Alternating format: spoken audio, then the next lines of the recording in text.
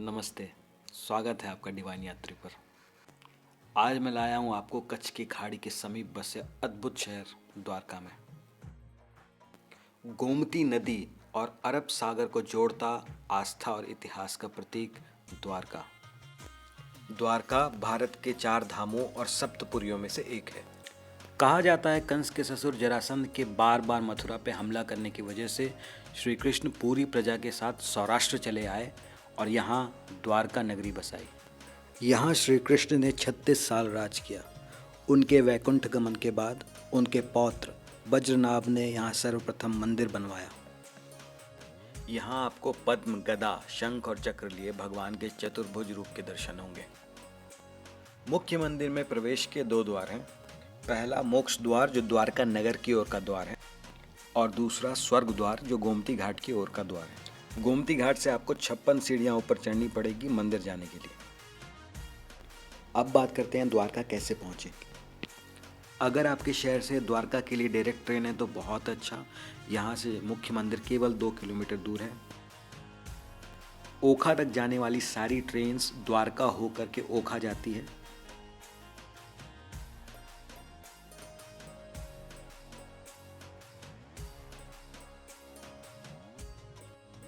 अगर आपकी सिटी से डायरेक्ट ट्रेन नहीं है तो आप पहले अहमदाबाद या राजकोट आ सकते हैं और वहाँ से आपको आसानी से द्वारका के लिए ट्रेन मिल जाएगी। लास्ट ऑप्शन है फ्लाइट का। वैसे तो द्वारका से नियरेस्ट एयरपोर्ट है पोरबंदर, जामनगर और राजकोट, लेकिन यहाँ की डायरेक्ट फ़्लाइट आसानी से मिलती नहीं और कॉस्टली भी होती हैं। तो बेटर होगा कि आप अहमदाबाद एयरपोर्ट आएँ और फिर यहाँ बहुत सारी ट्रेनें अहमदाबाद जंक्शन से जो 7 से 8 घंटे में आपको द्वारका छोड़ देगी। अब बात आती है एकोमोडेशन की, हम कहाँ रुकें। अगर आपका बजट कम है तो चिंता की कोई बात नहीं है। यहाँ बहुत सारी धर्मशालाएँ हैं जहाँ आपको डबल बेड नॉन एसी कमरा 180 रुपये से लेकर 300 रुपये की रेंज में मिल जाएगा। अगर आप एक बड़े ग्रुप के साथ दर्शन के लिए आए हैं तो यहाँ पे आपको 1000 रुपये में हॉल बुक हो जाता है जिसमें 20 से 25 बेड्स होते हैं। दूसरा ऑप्शन प्राइवेट होटल्स का है जहाँ 1000 से 3000 की रेंज में आपको डबल बेड एसी रूम मिल जाता है। मंदिर में दिन में भगवान की 4 बार आरती होती है, इसीलिए कोशिश करें कि आपका धर्मशाला या होटल मंदिर के करीब हो। हम रुके थे होटल श्री दर्शन में जो मंदिर से केवल 300 मीटर की दूरी पे है।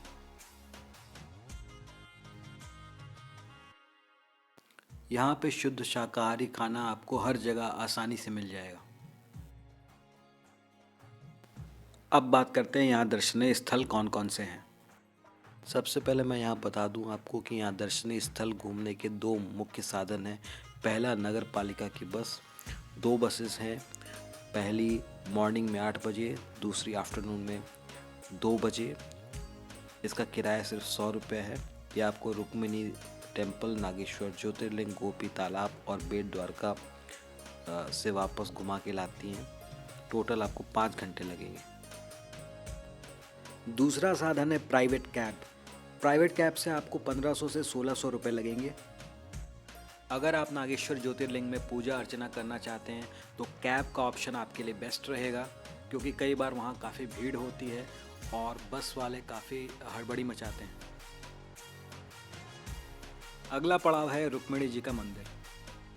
द्वारका से ओखा जाने वाले मार्ग पे 1.5 किलोमीटर के अंतर पे श्री कृष्ण जी की पटरानी रुक्मिणी जी का मंदिर है। यहाँ दर्शन अवश्य करें। इस यात्रा का अगला पड़ाव है नागेश्वर ज्योतिर्लिंग। ये भगवान शिव के 12 ज्योतिर्लिंगों में से एक है। द्वारका से इसकी दूरी लगभग 17 किलोमीटर है। यहाँ आपको भगवान शिव की 82 फीट ऊंची अद्भुत प्रतिमा देखने को मिलेगी। यहाँ रुककर कुछ फोटोज लेना ना भूलें। ओम नमः शिवाय। अब आ गए हैं हम लोग गोपी तालाब। मान्यता है कि यहाँ भगवान कृष्ण ने गोपियों के साथ रास लीला रचाई। यहाँ के लोग इस तालाब की मिट्टी से चंदन बनाते हैं जिसे गोपी चंदन कहा जाता है। इसके अतिरिक्त यहाँ काफ़ी पुराना बालाजी मंदिर भी है। अगले दिन हम निकल पड़े बेट द्वारका के दर्शन के लिए। हम आ चुके हैं द्वारका से 30 किलोमीटर दूर ओखा बंदरगाह पर। ओखा से बेट द्वारका जाने के लिए समुद्र मार्ग से 5 किलोमीटर समुद्री खाड़ी पार करनी पड़ती है, जिसके लिए आपको इस तरह की बोटें मिल जाएंगी। आपको कहीं से भी टिकट लेने की ज़रूरत नहीं है, आप फटाफट बोट पर आकर बैठ जाइए। बोट वाला बोट पर ही आपसे 20 रुपये किराया लेगा।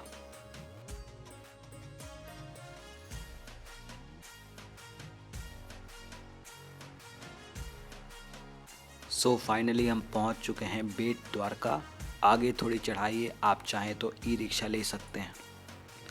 ये है बेट द्वारका के मुख्य मंदिर का एंट्रेंस। तो लौटता हूँ दर्शन करके। फाइनली अब हम वापस लौट चले हैं भगवान के दर्शन करके। यहाँ समाप्त होती है हमारी द्वारका की स्पिरिचुअल जर्नी। आगे मैं आपको बताऊंगा द्वारका में हम और क्या क्या कर सकते हैं।